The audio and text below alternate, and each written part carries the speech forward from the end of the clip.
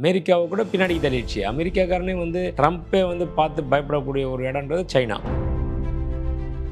Portfolio பொறுத்த வரைக்கும் இப்போலாம் 50% தாராளமாக கோல்டு வைக்கலாங்க. அகைன் நான் கேட்குற விஷயம் தான், அது இப்போ சொல்கிற விஷயம் வந்து 11 கிட்ட வரும்ன்ற மாதிரி சொல்கிறாங்க. அதுக்கு வெயிட் பண்ணலாமா இல்லை எப்படி சொல்ல நினைக்கிறீங்க? 11,000 ஆமாம் 11,000. சாப்பிட்டு பாருங்க, டேஸ்ட் சும்மா கெத்தா இருக்கும். Daily double roasted rava, the perfect rava. Sir cab auto பைக்குன்னா ரெட் டாக்ஸி மட்டும்தான். ஐபிசி தமிழர்களுக்கு வணக்கம். இன்று நம்மோடு பேசுவதற்கு தங்கம் மற்றும் வைரநகை வியாபாரிகள் சங்க மாநில பொதுச் செயலாளர் கோல்டு குரு சாந்தகுமார் எழுந்திருக்க இடம் பேசலாம். சார் வணக்கம் சார். வணக்கம். சமீப காலமாக வந்து பார்த்தீங்கன்னா தங்கம் வந்து இறங்கிட்டு இருக்குன்னே சொல்லலாம் சார். நேற்று வந்து பார்த்தீங்கன்னா மார்னிங் வந்து இறங்குச்சு, ஈவினிங் வந்து ஏறிச்சு சார். இன்னைக்கும் வந்து பார்த்தீங்கன்னா மார்னிங் வந்து இறங்குச்சு, ஈவினிங் வந்து ஏறிச்சு சார். இது மாதிரி இறக்கம் ஏற்றம், அதுவும் பார்த்தீங்கன்னா ஏற்றமும் வந்து பெரிய அளவு இல்லை, சிறிதளவு தான் இருக்குல்ல சார். இது எப்படி சார் நீங்கள் பார்க்குறீங்க? இது கொஞ்சம் பிரச்சனையாக தான் இருக்குது இப்போ இருக்கிறது. ஏன்னா இன்டர்நேஷ்னல் மார்க்கெட்டில் பொறுத்த வரைக்கும் அப்ஸ் அண்ட் டவுன்ஸ் நிறைய வந்துக்கிட்டே இருக்குது. அதுவும் ஒரு நாளைக்கு வந்து இவங்களுக்குள்ள, அதாவது அமெரிக்கா ஈரான் வார் வந்து முடிவுக்கு வந்துடுச்சு, ஒப்பந்தம் ஆகிடுச்சு, பீஸ் அக்ரிமெண்ட் ரெடி ஆகிடுச்சு அப்படின்றாங்க. அடுத்த நாள் பார்த்தா ட்ரம்ப் அங்கேருந்து ஒரு குண்டு போடுறாரு. இந்த மாதிரி மாற்றி மாற்றி இந்த மாதிரி பிரச்சனைகள் வருது. ஒரு நாளைக்கு இந்த ஹார்மோஸ் ஓப்பன் பண்ணுறாங்க, இன்னொரு நாளைக்கு மூடுறேன்றாங்க, அதுக்கு டோல் வரி வசூலிக்கணுன்றாங்க. இந்த மாதிரி மாற்றி மாற்றி வர்றதுனால ஒரு நிலையான ஒரு தன்மை அங்கே இல்லாமல் இருக்குது. அதுதான் பிரச்சனையே. அதனால் இன்வெஸ்டர்ஸ் எல்லாருமே எந்த பக்கம் போகிறது ஒரு சின்ன கன்ஃபியூஸ், எது வந்து ஷார்ட் டேர்மில் ப்ராஃபிட் தரும் அப்படின்ற மாதிரி ஒரு எண்ணங்கள். அதனால் பார்த்தா ஷார்ட் டேர்ம்னா கோல்டு வந்து ஒரு லாங் டேர்ம் இன்வெஸ்ட்மெண்ட் தான். எப்போயுமே ஒரு ஷார்ட் டேர்முக்கு நான் வந்து அட்வைஸ் பண்ண மாட்டேன். அதனுடைய நிலைமையும் அப்படி தான் இருக்குது. அப்படின்றக்கப்போ எல்லாருமே அதை நினச்சி அது பின்னாடி போகிறாங்க. அதனால தான் இந்த ஏற்றம் இறக்கம் அப்படின்றது வந்து இந்த ஒரு கடந்த ஒரு 2-3 வார காலமாக இது இருந்துக்கிட்டே இருக்குது. சரி, நீங்கள் சொல்லியிருந்தீங்க கோல்டு லாங் டேர்ம் இன்வெஸ்ட்மெண்ட்டாக சொல்லியிருந்தீங்க சார். இப்போ நீங்கள் சொல்லியிருந்தீங்க அமெரிக்கா ஈரான் வந்து போர் வந்து கொஞ்சம் மாறி போய்கிட்டு இருக்கு அப்படின்னு. ஒரு 1 or 2 months முன்னாடி வந்து பார்த்தீங்கன்னா போர் போயிட்டு இருந்துச்சு. அப்போ வந்து பார்த்தீங்கன்னா கச்சா எண்ணெய் விலை ஏறிச்சு, அதை இன்வெஸ்ட் பண்ணாங்க, கோல்டு விலை இறங்கிச்சுல சார். இப்போ வந்து பார்த்தீங்கன்னா கச்சா எண்ணெய் விலையும் இறங்கிட்டு தான் இருக்குது. அப்போ இன்வெஸ்டர்ஸ் வந்து என்ன சார் இன்வெஸ்ட் பண்ணுறாங்கன்னு நினைக்கிறீங்க நீங்கள்? இல்லை, இப்போ என்ன பண்ணுறாங்கன்னா அவங்களுக்கே பெரிய கன்ஃபியூஸ் இருக்குது. அதனால தான் இந்த ஏற்றம் இறக்கம். இப்போ பார்த்திங்கன்னா நடுவில் அந்த போர் இது பிரச்சனை வந்தோடனே ஆயில் ப்ரைஸ் கூடிகிட்டு இருந்துச்சு. அப்போ ஒட்டு மொத்தம் எல்லாருமே ஆயிலில் போய் போட ஆரம்பித்தாங்க.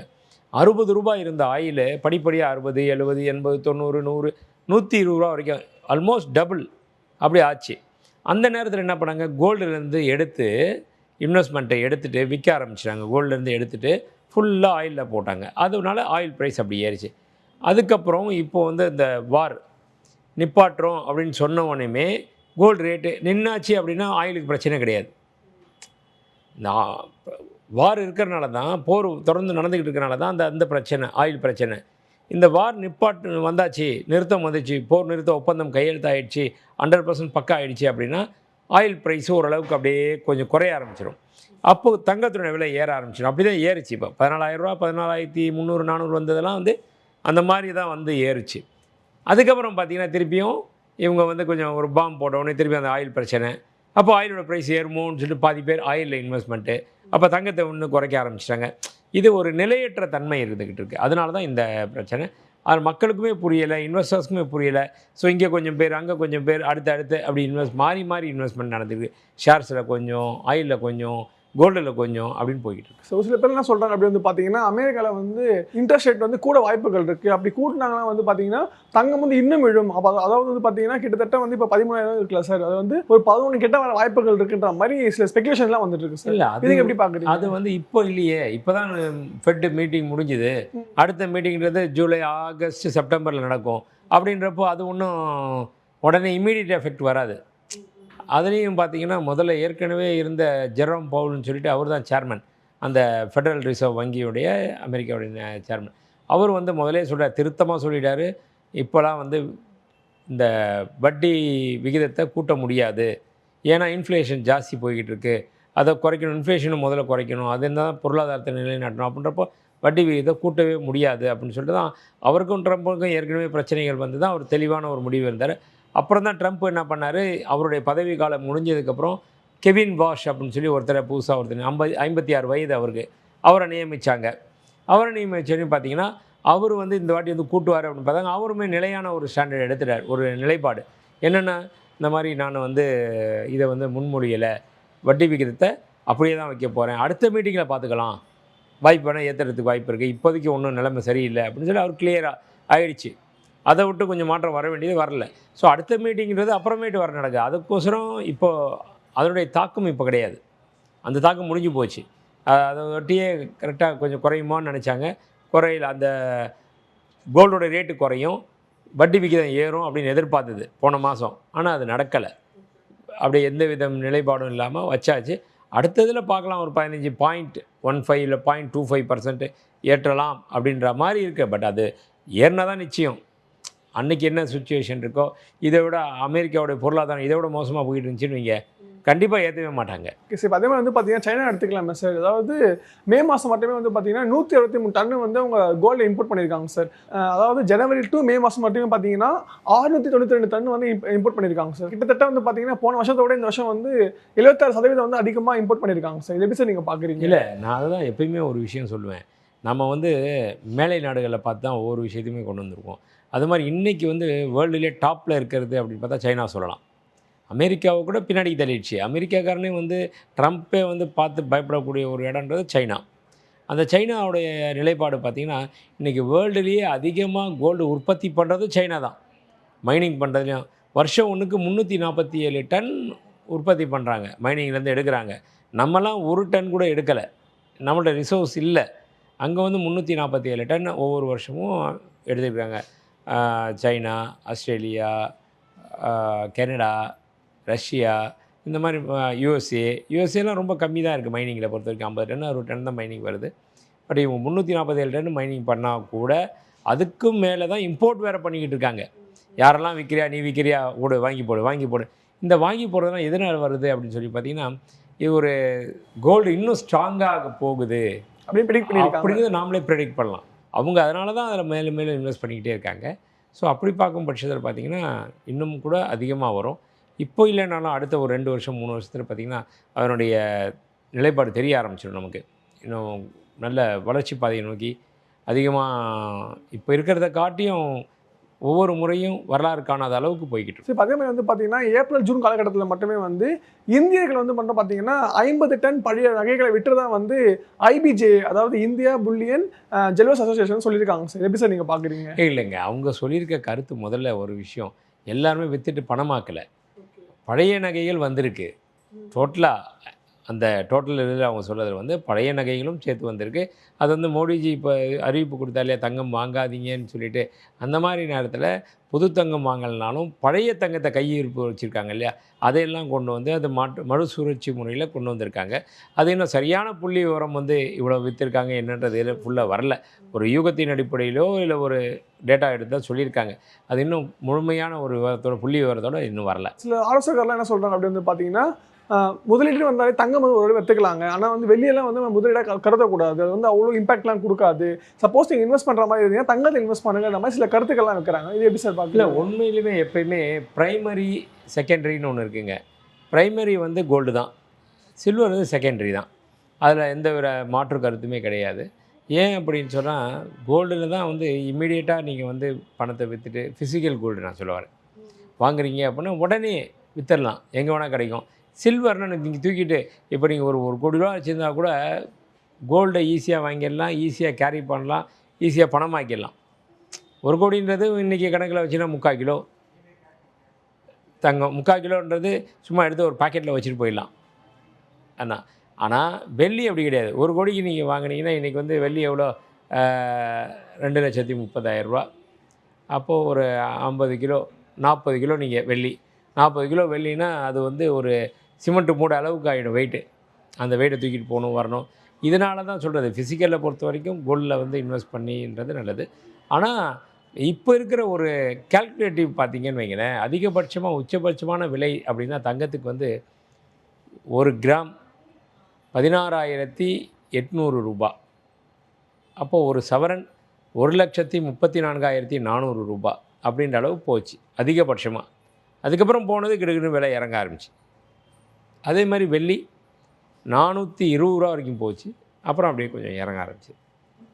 இன்றைக்கி 1 கிராம் 13,250 ரூபாயும், அதாவது அதனுடைய சவரன் கணக்கில் பார்த்திங்கன்னா 1,06,000 ரூபா. அதே மாதிரி வெள்ளி 245 ரூபா ஒரு கிலோன்றது 2,45,000 அப்படி பார்த்தோம்னா எவ்வளோ பர்சன்டேஜ் இறங்கியிருக்குன்னா தங்கம் 21% இறங்கியிருக்கு ரேட்டு, வெள்ளி 42% இறங்கியிருக்கு.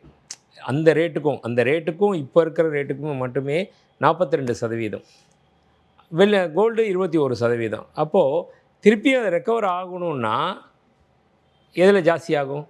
கோல்டு இன்னொரு 22% ஏறும். அதில் இன்னும் 42% ஏறிச்சுன்னா எங்கேயோ போயிடுமே லாபத்தின் அடிப்படையில். அதனால் அது ஏறினாலும் கூட ப்ரைமரி என்றைக்குமே கோல்டு தான்.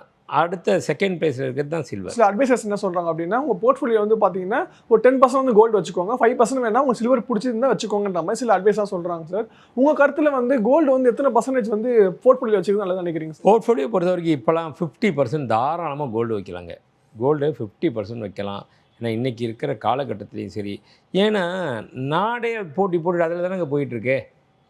ஒரு கண்ட்ரி இருக்குன்னா, இப்போ சைனா நீங்களே சொன்னீங்க, இப்போ அதை பற்றி பேசணும், டிஸ்கஸ் பண்ணிவிடுவோம். சைனா 347 டன்னு அவன் உற்பத்தி பண்ணுறான். இது இல்லாமல் அவன் போன வருஷத்துல 600 டன் வாங்கியிருக்கான். அப்படின்றப்போ இது எல்லாமே எதை நோக்கி போகுது?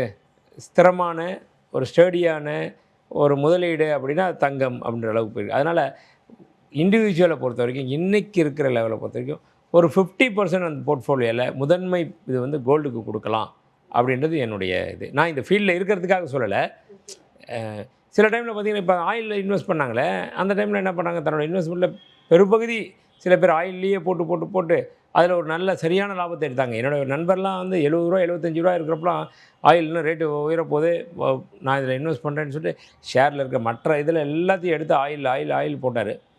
அதே மாதிரி ETF இந்த பணத்தை எல்லாமே போட்டார்.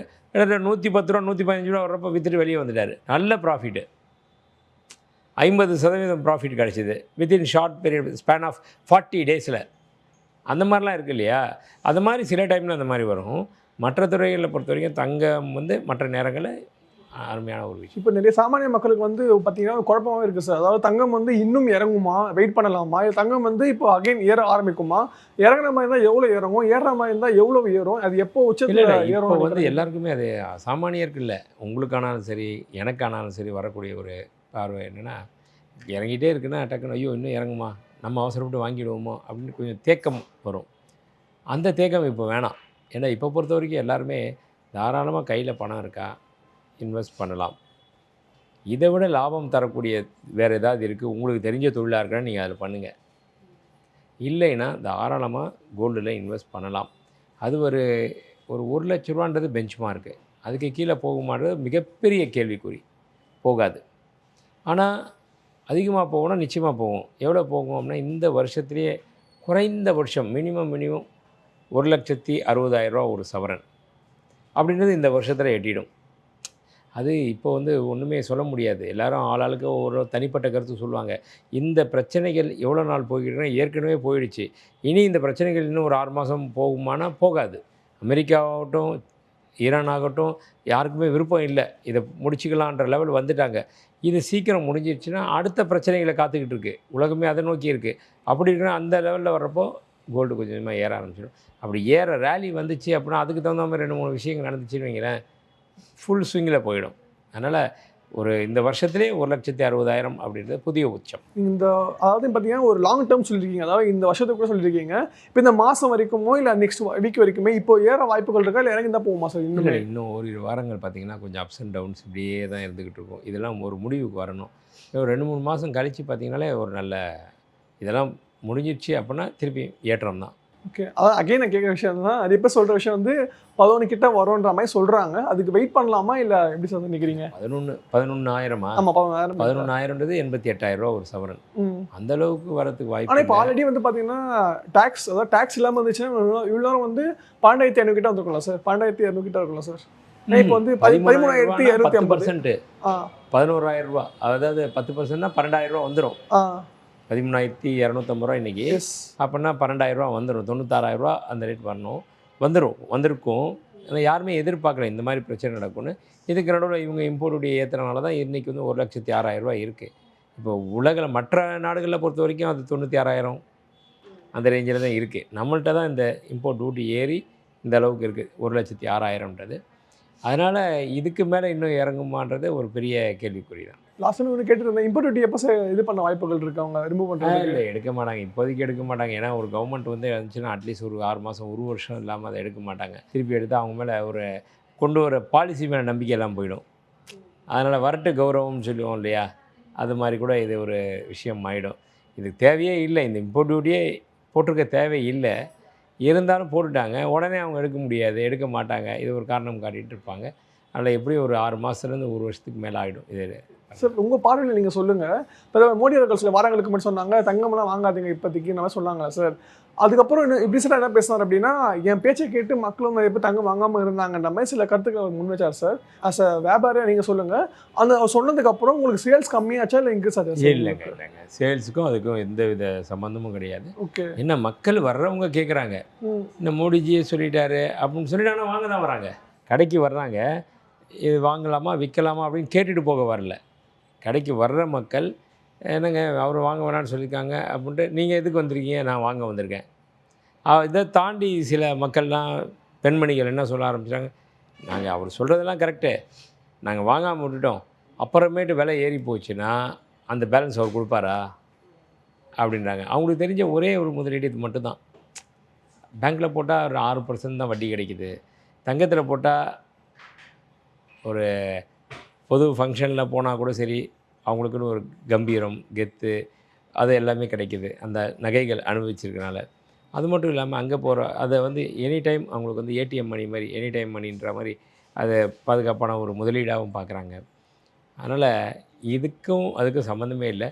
அவர் சொன்னதை கேட்டு ஒரு 20% வேணால் இருக்கலாம், மீதி 80% வந்து அவங்களுக்கு தேவைகளுக்கு வாங்கிட்டு தான் இருந்தாங்க. ஓகே. ஸோ நிறைய விஷயங்கள் பார்க்குறது கிட்டீங்க. உங்கள் நேரத்தை எங்களால் செலவிட்டதுக்கு மிக்க நன்றி சார். நன்றி. சாப்பிட்டு பாருங்க, டேஸ்ட் சும்மா கெத்தா இருக்கும். Daily double roasted rava, the perfect rava. Sir cab auto பைக்குன்னா ரெட் டாக்ஸி மட்டும்தான்.